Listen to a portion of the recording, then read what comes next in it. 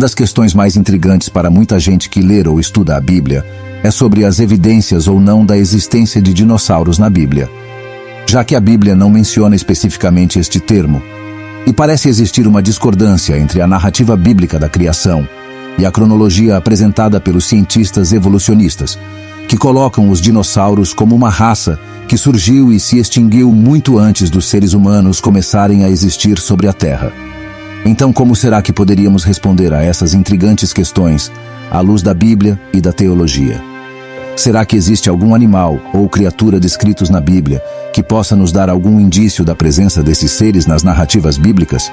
E como responder às evidências científicas que apontam a existência desses seres como sendo milhares de anos antes da criação descrita no livro do Gênesis? São essas questões que vamos tentar responder neste vídeo.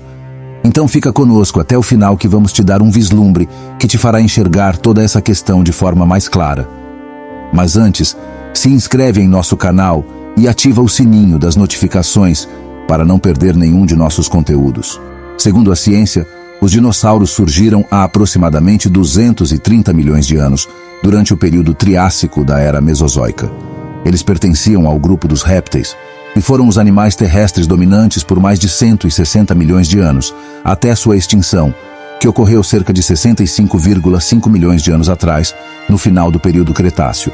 Os dinossauros foram uma das formas de vida mais diversas e bem-sucedidas que já existiram segundo a ciência. Eles variavam amplamente em tamanho, forma corporal e hábitos alimentares.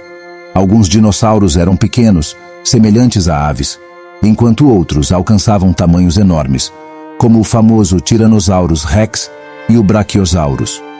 Os evolucionistas acreditam que os dinossauros tenham surgido a partir de ancestrais répteis primitivos e tenham evoluído ao longo de milhões de anos, em uma grande variedade de formas e espécies. Eles dominaram a Terra durante a Era Mesozoica e viveram em uma ampla gama de ambientes, desde florestas até planícies abertas. Com relação à extinção, é amplamente aceito por grande parte da ciência que os dinossauros se extinguiram há cerca de 65,5 milhões de anos por meio de um impacto de um cometa com o nosso planeta. Esse evento é conhecido como a extinção dos dinossauros no final do período Cretáceo. Essa teoria argumenta com base em algumas evidências, incluindo a descoberta de uma camada de argila contendo altos níveis de irídio em todo o mundo, que é consistente com o impacto de um asteroide ou cometa. Essa teoria do impacto catastrófico, conhecida como hipótese do impacto, sugere que um grande asteroide ou cometa colidiu com a Terra, causando uma série de eventos devastadores. O impacto teria gerado enormes incêndios, lançado poeira e detritos na atmosfera, bloqueando a luz solar e reduzindo a temperatura global. Isso resultou em um inverno global prolongado, afetando seriamente as cadeias alimentares e levando à extinção em massa, incluindo os dinossauros. Mas a pergunta que nos deixam intrigados: fala a Bíblia acerca desses seres? Já que existem tantas evidências de que eles existiram, e sendo a Bíblia a palavra de Deus, teria ela se omitido ao tratar dessas criaturas? Bom, de acordo com muitos teólogos e cientistas cristãos, não. A Bíblia não se omitiu, e falou sim acerca desses seres. Veja, por exemplo, o que disse o teólogo César Cavalcanti no podcast 212 do canal Podemestre. Ali Deus está confrontando Jó. E Deus está falando pro Jó um monte de coisa, desde o capítulo 37 até o 41. E ele está falando, já que você quer saber essas coisas, então onde você estava quando eu fiz o céu? Onde você estava quando eu coloquei limite pro mar? Falei pro mar, até aqui. Onde você estava, isso. E aí ele entra nesses dois animais. Então ele cita primeiro o Behemoth, que às vezes veste como o hipopótamo, mas não é. Não é, porque né? Fala da cauda lá. E aquele animal, o Behemoth, parece muito, cara, com um dinossauro. Com um dinossauro, a cauda como cedro. O cedro isso, é duro igual um... o ventre, não sei o que. Então, o tamanho dele e tal. Aqui tá o texto hebraico, tá vendo? Quer dizer o texto hebraico. Tá escrito Behemoth, mas lê o dicionário embaixo. Behemoth. Talvez um extinto dinossauro, não sei o que. Tá vendo o dicionário? Talvez um dinossauro extinto, um diplócodo ou brachiosauro. Ciências exatas desconhecido, alguns traduzem como... A mesma coisa do Leviatã, que aparece no capítulo 40, alguns versículos na frente. No tocante ao fato de a Bíblia mencionar esses seres e eles serem indicativos de que as escrituras sagradas estão se referindo a dinossauros e até dragões é um ponto amplamente aceito por uma parte significativa dos teólogos contemporâneos. Porém, há, no entanto, algumas dificuldades a serem consideradas aqui. É notório para todos os pesquisadores e paleontólogos que os registros fósseis dos dinossauros datam de um tempo que equivale a uma distância cronológica muito grande, se comparada com a dos fósseis humanos mais antigos. E isso coloca a ideia de que seres humanos e dinossauros tenham convivido em algum momento da história em xeque, fazendo com que muitos de nós tenhamos que fazer uma escolha, ou ficar do lado da Bíblia, ou ficar do lado da ciência.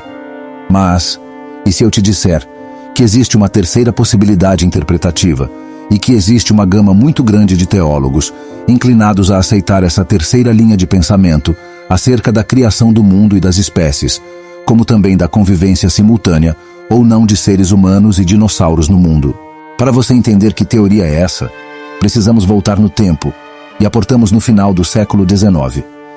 Naquela época, os avanços da geologia e da paleontologia começaram a revelar evidências de que a Terra tinha uma idade muito maior do que o que era tradicionalmente acreditado.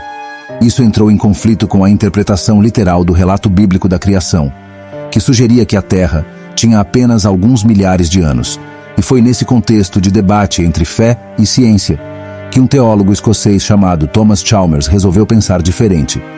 Chalmers era um grande leitor de livros de geologia, e lendo essas obras juntamente com os relatos bíblicos, ele percebeu que necessariamente não se deveria obrigatoriamente colocar o relato científico em dualidade com o relato bíblico. Mas e se ao invés disso, um relato complementasse o outro? Foi então que Chalmers elaborou o que ficaria conhecido como teoria da lacuna, conhecida também como teoria do hiato, ou teoria da ruína e restauração. Essa teoria propõe que a narrativa da criação no livro de Gênesis possui um intervalo de tempo significativo entre os primeiros 2 versículos do capítulo 1, sugerindo que entre os versículos 1 e 2 de Gênesis ocorreu uma catástrofe que destruiu a criação original de Deus, deixando a terra em um estado de desordem e vazio. Para que você entenda melhor essa posição, vamos reproduzir aqui o que disse Lamartine Pozzella no podcast Inteligência Limitada, episódio 405. Sou eu, na verdade, né? Eu li muito e existe uma teoria entre alguns teólogos que é chamada de The Gap Theory, a teoria do abismo.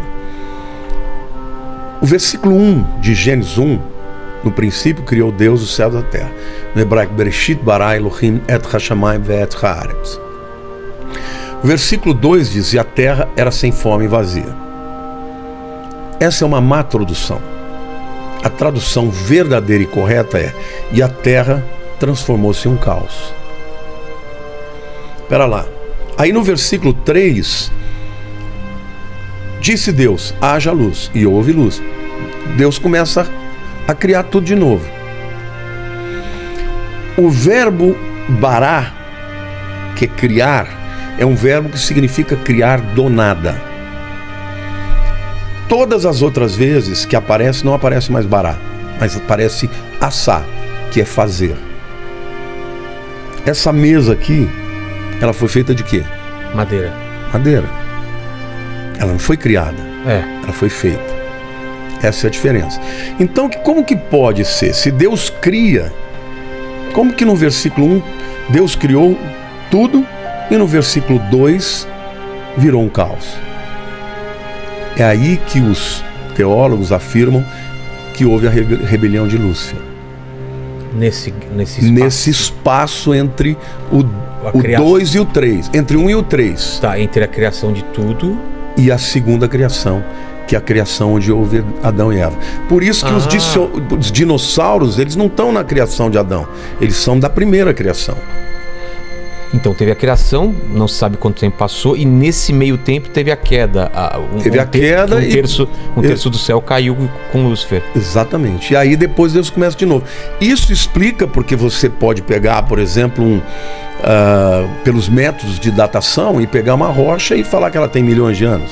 Pelo que fica muito claro nas colocações de Lamartine Pozzella, o fato de ter existido um hiato entre a primeira criação e a segunda foi o que possibilitou a existência dos dinossauros antes da criação do homem.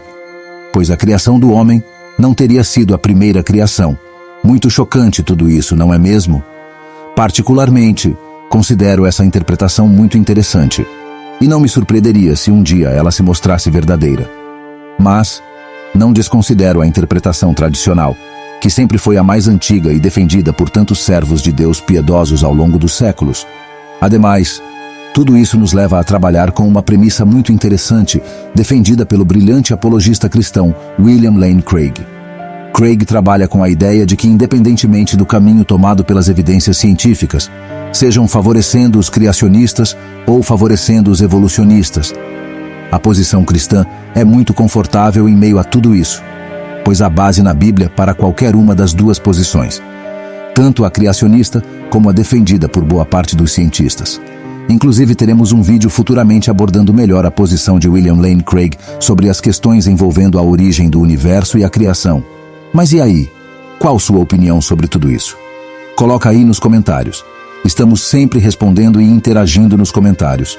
Será muito bom para nós continuar dialogando sobre esse tema com vocês aí embaixo. Agora, se você quiser saber sobre 3 monstros terrivelmente aterradores mencionados na Bíblia, clica no vídeo que ficará como tela final deste vídeo aqui.